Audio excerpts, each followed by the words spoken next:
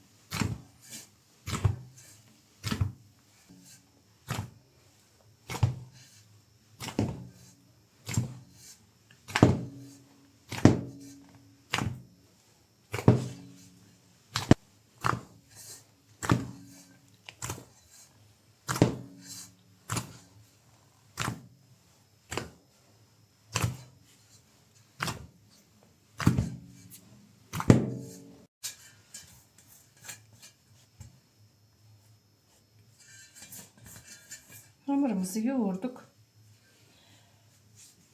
Mayalanmaya bırakacağım.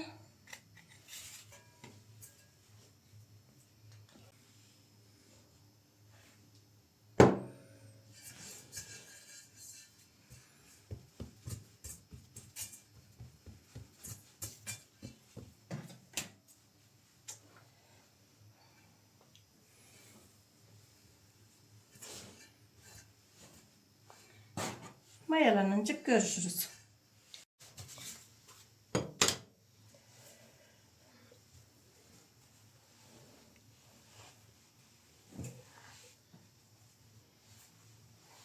Hamurumuz mayalandı.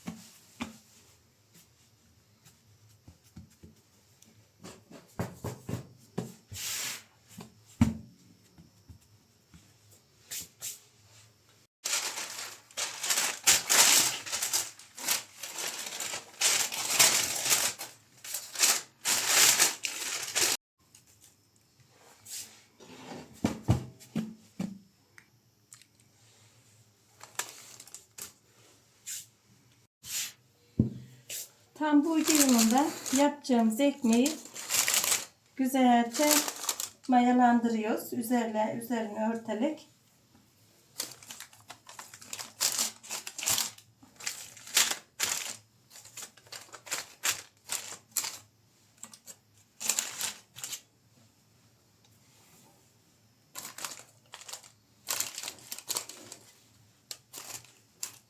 İki katına çıkasıya bekleteceğiz. 25 dakika olur, 30 dakika olur. Böyle mayalandıracağız.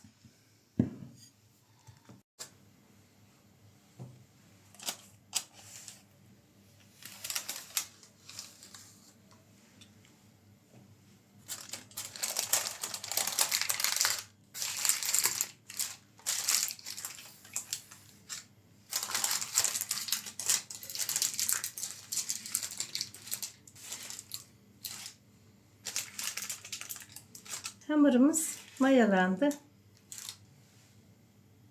Fırınımızı açtık. 220 dereceye iyice ısıtıp öne koyacağız. Koyduktan sonra da 200 dereceye düşüreceğim.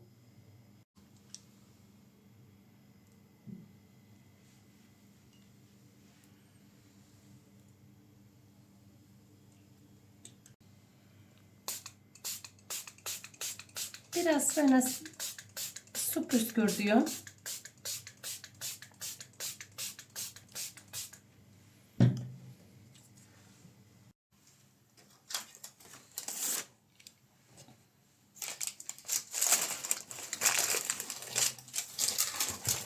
Ekmeğimiz pişti. Şöyle koyalım.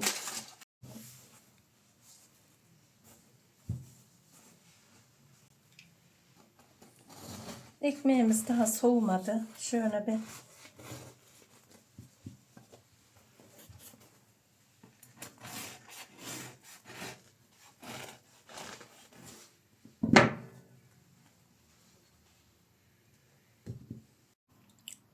ekmeğimiz 35 dakikada pişti.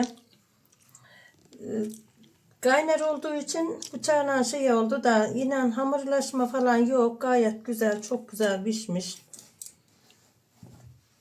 Şunun içine bir bak.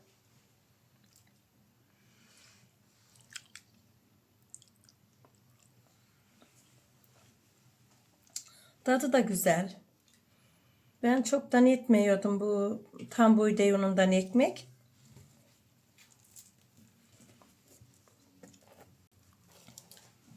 Videomu beğenir, paylaşırsanız çok sevinirim. Abone olmadıysanız lütfen abone olun. Allah'a emanet olun. Hoşça kalın.